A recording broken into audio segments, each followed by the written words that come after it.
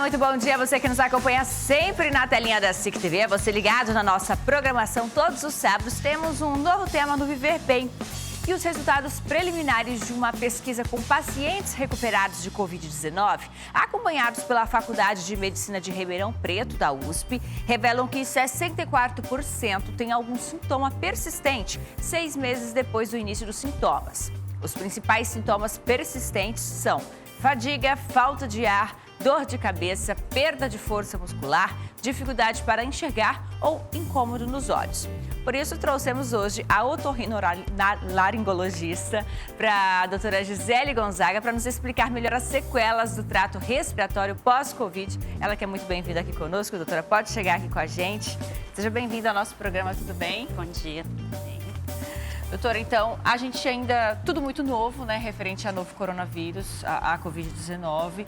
Aos poucos, os estudiosos vão identificando alguns pontos e muito se fala neste momento sobre sequelas, né? Então, Renata, primeiramente, bom dia, né? É um prazer estar aqui de novo, ainda mais agora falando sobre Covid, né? Essa doença que está assombrando todo o mundo, nosso país, e quanto mais informações a gente puder passar para a população, é válido. Então, no início, apesar da gente já ter um ano de pandemia, né? Tá fazendo março agora a gente completa um ano. Muitas dúvidas ainda existem a respeito desse vírus, só que os estudos que vêm acompanhando os pacientes desde o início têm mostrado que realmente eles podem apresentar sequelas. Isso é resultado da lesão do próprio vírus em diversos órgãos. A princípio, os cientistas achavam que o Covid era uma síndrome respiratória apenas, mas com o acompanhamento da pandemia, foi observado que ele pode acometer desde o sistema neurológico, o sistema cardíaco, o sistema renal, enfim. E dessa forma, essas sequelas elas podem acontecer em qualquer parte do corpo. Certo, doutora. E inclusive naqueles pacientes que de repente passaram pelo momento de doença de forma mais amena, eles também podem carregar sequelas. Exatamente.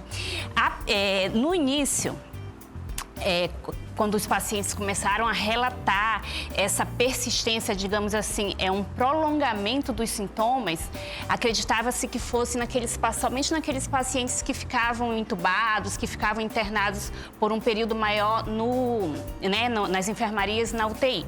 Só que agora eles estão vendo que não, aquelas pessoas que apresentaram quadros leves, não precisaram de internação, também vêm apresentando sintomas, que seria a síndrome pós-Covid.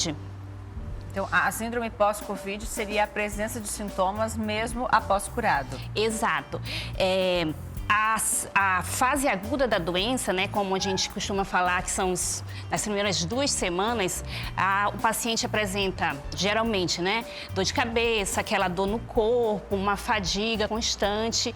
E o que foi visto é que existe o prolongamento desses sintomas, o paciente pode ficar apresentando meses. Tem relatos de pacientes agora retornando 9, 10 meses após Covid, relatando cansaço, relatando dor no peito, falta de ar. E às vezes isso chega a ser incapacitante, o paciente não se sente em condições de voltar às suas atividades, ao seu trabalho. Eu lembro, eu sou funcionária pública, né? Sou funcionária estadual, então eu fui relatada das minhas funções para atender os pacientes naquela primeira fase da pandemia, e eu atendia os quadros leves. E lá por meados de junho, julho, voltavam pacientes referindo, doutora, já tem quase 2 meses que eu tive Covid, mas eu continuo tendo dor no peito, falta de ar. E muitos pacientes queriam fazer o teste, pensando na reinfecção, fazia teste negativo. E naquela altura a gente também ainda não tinha assim, né, esse conhecimento dessa questão dessa síndrome, mas agora está bem comprovado que é isso. E esses sintomas, eles podem ficar, ainda não temos tempo suficiente para falar, mas tem pacientes com 9 meses de sintomas, a gente ainda não consegue dizer se isso pode perdurar há quanto tempo. Mas tem sido comum isso, doutora? Pacientes com sintomas de Covid-19 por um tempo prolongado? Muito comum. Você citou um estudo que foi feito aqui no Brasil, mas eu li agora um estudo que foi feito, é um estudo internacional, que foi publicado numa revista, uma importante revista médica, que eles acompanharam, para te dar números, né? Eles acompanharam 143 pacientes. Desses 143, ao final de 6 meses, eles fizeram uma avaliação, apenas 16 estavam livres, não apresentavam sintoma nenhum referente ao Covid. E mais de 87%, que é a grande maioria, eles relatavam pelo menos um sintoma que relacionavam ao Covid e referiam não sentir antes da doença, tá? Então, assim, é importante, porque muitas vezes isso é dado assim, o paciente chega e é dado como se fosse alguma coisa psicológica, alguma coisa que ele mesmo da cabeça, mas não. O que tem se visto, o que tem se comprovado é que realmente é como se perdurassem células inflamatórias que ficam gerando esses sintomas. Porém, é importante falar que o paciente ele não está em fase ativa de doença, ou seja, ele não transmite, né? Exatamente. E doutora, dentro da sua área, quais são os sintomas persistentes mais comuns entre esses pacientes? Bom, o que ficou muito conhecido, né, foi a questão das alterações do paladar, do olfato e do paladar. Tem também questão, eu já atendi pacientes com perda auditiva e zumbido pós-Covid, assim como aqueles pacientes que estão vindo com queixas respiratórias, queixas de que tem essa dificuldade para respirar, que põe a máscara, começa a se sentir sufocado. A perda de olfato e paladar, ela é sempre um sintoma exclusivo do coronavírus, doutora, ou pode acontecer em outras doenças? Não. Essa a gente chama de ou anosmia, que é a perda total, ou a hiposmia. Isso a gente já tinha antes do Covid. Outras doenças como sinusite, rinite, traumas, ou trauma nasal, ou trauma de crânio. Uso de medicações que tratam câncer, às vezes alguns antibióticos também podem causar essas alterações do olfato. Mais importante, a gente está numa pandemia. E esses sintomas de perda de olfato e paladar, eles se tornaram assim quase que um marco, né? O paciente perdi meu olfato. Então, antes de achar que que pode ser só uma rinite ou uma sinusite, tem que ser descartado o Covid. Doutora, como que o coronavírus ele pode afetar o trato respiratório, causando essa alteração do olfato? E não é todo paciente com Covid que tem alteração do olfato, né? Então,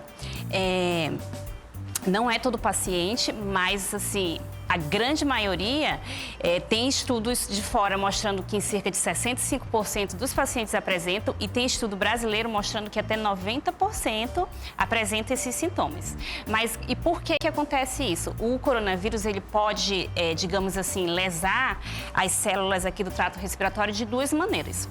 A primeira, ele seria uma reação inflamatória mesmo, naquelas células ali que estão presentes no nariz, umas células que a gente chama de sustentação, e essa reação inflamatória causaria edema e isso impediria com que o cheiro chegasse nos receptores responsáveis para levar aqui para o cérebro. E a segunda forma, que é a forma pior, é quando ele lesa diretamente o nervo olfatório. O neurônio, né? O neurônio olfatório, ele é responsável por captar esses odores e levar para o cérebro, para que o cérebro possa identificar. E quando acontece essa lesão, digamos, do neurônio, isso justificaria a demora dos pacientes de recuperar, porque é mais difícil um neurônio se regenerar, tá? E tem descrito na literatura casos de pacientes que vão ter perda definitiva desse olfato. Nossa. Bom, a gente gravou o depoimento da enfermeira Glenda Linhares. Ela teve os sintomas persistentes após contrair a Covid-19 e precisou de fisioterapia respiratória. Então, queria, doutora, que você acompanhasse junto conosco esse depoimento. Foi meados de junho do ano passado. Eu comecei com sintomas leves. Eu senti um desconforto abdominal, diarreia e dor de cabeça. Uma dor de cabeça muito forte, como se fosse enxaqueca. A infecção, depois do momento que saiu o resultado positivo, eu fiquei 15 dias em isolamento social total, de quarentena dentro de casa. No 16º dia, eu voltei ao hospital, coletei um novo exame e 3 dias após saiu o resultado, dizendo que eu já não estava mais contaminada. Porém, eu ainda sentia os sintomas bem fortes, principalmente a falta de ar e o cansaço excessivo. O cansaço ele era muito presente. Se eu saía do quarto para ir na sala, sentar no sofá, eu já chegava muito cansada. E é uma distância curta, mínima. Eu tive alguns episódios de crises de falta de ar, sim, porém todos controlados. Eu consegui manter em casa, não precisei de internação. Passou a quarentena, eu refiz o exame, deu negativo, voltei para as minhas atividades laborais no hospital. Eu não conseguia trabalhar, porque aquela N95, aquela máscarazinha, ela é bem mais fechada. E ela não tem saída de ar e não tem filtro. Então, você faz um esforço muito grande para respirar. E aí, eu não conseguia trabalhar e respirar ao mesmo tempo. Eu estava fazendo fisioterapia respiratória com a fisioterapeuta lá do meu trabalho. E aí, ela intensificou os exercícios. Eu fiquei em casa, afastada por mais um tempo, porque eu não estava em condição de trabalhar. A fisioterapia respiratória ela foi crucial na minha recuperação pós-Covid. Porque, segundo a minha tomografia, eu fiquei com um comprometimento pulmonar. Então, a fisioterapia respiratória ela foi um divisor de águas. O meu tratamento com a fisioterapia durou 8 meses, pós-Covid. Hoje em dia, eu diria que eu estou restabelecida. Eu consigo trabalhar, eu consigo fazer minhas atividades laborais, eu consigo fazer minhas atividades de vida diária, consigo cuidar da casa, varrer, lavar louça, o que eu não conseguia fazer antes. Você que teve Covid, que já foi declarado curado, que já está em casa, que se você ainda sente desconforto respiratório, se você sente como se tivesse uma pressão aqui na sua caixa torácica ou na parte das costas, se você sente dificuldade, se você acha que você não está restabelecido, esse é um parâmetro que só você vai saber dizer. Procura um fisioterapeuta especializado em fisioterapia respiratória. É muito importante, sim. Olha que interessante a gente entender um pouquinho como é que pode funcionar. Ela comentou, doutora, que fez a fisioterapia respiratória durante 8 meses. Então, há pacientes que têm essa necessidade de um tratamento específico pós-Covid. Sim. Isso é importante falar para o paciente, a princípio, mesmo que ele procure um serviço, aí vai fazer o teste, vai dizer não tem nada, não tem mais Covid, mas que esses sintomas são reais, esses sintomas podem causar limitações ao paciente e ele deve procurar um atendimento especializado, dependendo do órgão, né? No caso dela, era a parte respiratória, então é importante passar por um pneumologista. Tem aqueles pacientes que sentem palpitação, que ficam com a sensação de que o peito está apertando, é importante uma avaliação com o cardiologista. Então, dependendo do sintoma, existe um especialista específico para fazer essa avaliação. Já se sabe, doutora, se essas sequelas elas podem durar a vida toda? Ainda não se sabe. A maioria dos pacientes que são acompanhados, que fazem algum tipo de tratamento, tem mostrando bons resultados. Mas, como eu falei no início, é muito pouco tempo, é 1 ano apenas. E assim como tem pacientes que de 1 ano para cá não vem mostrando melhora, mas é um número menor. E é principalmente aqueles pacientes que necessitaram de intubação, que ficaram internados em UTI, nesses casos, as sequelas são piores. Então, existem perfis de pessoas que estão mais propensas a ficar com essas sequelas durante um bom período ou até mesmo pela vida toda? Então, os pacientes que ficam mais tempo internados, até porque eles ficam ali limitados, eles ficam sem levantar de um leito, às vezes faz mesmo uma sequela, uma fibrose pulmonar. Então, esses pacientes, com certeza, eles vão desenvolver alguma sequela, alguma coisa que vai precisar acompanhar. Mas tem os pacientes também que apresentam quadros leves, que a gente ainda não sabe explicar, também passam super bem da fase aguda, não tem grandes sintomas, mas depois começam a apresentar sintomas tipo cansaço, tipo falta de ar. Quais as consequências que a perda de olfato e paladar podem trazer para a saúde do indivíduo? Por que todos nós devemos nos preocupar com os sintomas persistentes da Covid-19? Então, a doutora Gisele Gonzaga responde para a gente agora, doutora. Devo me preocupar ou não com o fato de perder olfato e paladar pós ou durante a Covid-19? Renata, primeiramente, acho que você acabou de me falar que não teve, mas quem tem essa perda do olfato e paladar, na verdade, parece sim que você está isolado do mundo, porque a gente sente prazer, né, em comer. E comer sem sentir o gosto, parece sim que a gente perde o prazer de se alimentar. E fora isso, essa questão de ficar sem sentir o cheiro, sentir o gosto, tem levado a vários quadros de depressão, além de certos perigos que já foram relatados, de assim, a pessoa esquecer o gás ligado e não saber, né, que não está sentindo o cheiro do gás, e de ter acidentes domésticos com isso. Além de, por exemplo, se eu não sinto um gosto, eu corro o risco de ingerir algum alimento estragado, alguma coisa tóxica. Então, esses são os problemas que a gente pode ter com essa questão. Então, estaria mais ligada à questão de qualidade de vida, de ter ali um instrumento de defesa e tudo mais, do que algo no funcionamento do meu corpo. Isso, exatamente. A qualidade e também porque a questão do olfato e do paladar parece que faz parte da nossa essência. A gente só dá valor quando a gente perde. Doutora, além da ausência, né, do olfato e do paladar, tem pessoas que relatam também uma certa confusão com os cheiros, né? Troca dos cheiros, o cheiro da carne com o cheiro de água oxigenada, comida com gosto de gasolina. Isso tem algum tipo de explicação? Tem. Isso é chamado a parosmia. É como se a sensação de olfato distorcido. Isso acontece depois que o paciente perde totalmente o olfato, com o tempo, ele volta, os neurônios voltam a se regenerar e ele volta a sentir. Só que é como se o cérebro estivesse meio que desorientado, como se aquele neurônio receptor, ele se ligasse lá no receptor errado. E aí você sente cheiro de uma determinada substância e geralmente os pacientes estão relatando que são cheiros desagradáveis. E eu já tive paciente que chegou comigo e disse assim: doutora, tem 20 dias que eu só consigo comer pipoca. Porque essa questão do cheiro ruim está muito relacionada à proteína, principalmente animal. Alimentos. Então, tem paciente que refere que só consegue comer fruta, mas isso é como se o cérebro ele tivesse desorientado. Certo, como se tivesse um conector ali errado. Errado. Há algum tipo de tratamento para recuperar esses sentidos, doutora? Tem sim. Já está um alto nível de evidência científica, muitos pacientes que já fizeram. A gente está indicando, existe um tipo de treinamento olfatório que é como se fosse uma fisioterapia olfatória.